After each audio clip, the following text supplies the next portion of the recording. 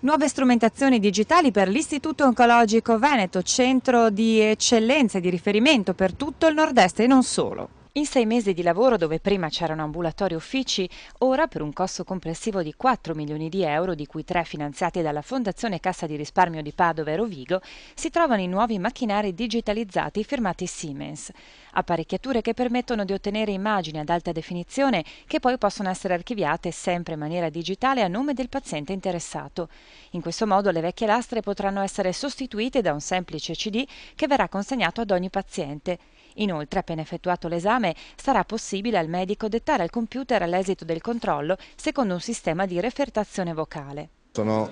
macchine particolarmente originali, anzi direi che la risonanza di questo modello è la prima che viene realizzata qui nel Veneto,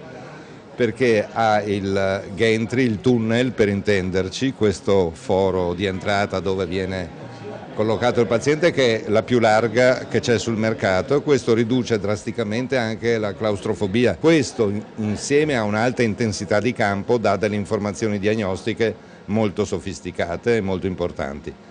particolarmente idonee poi ai pazienti oncologici, perché noi abbiamo dei software sia sulla TAC che sulla risonanza che consentono direttamente di calcolare il volume delle masse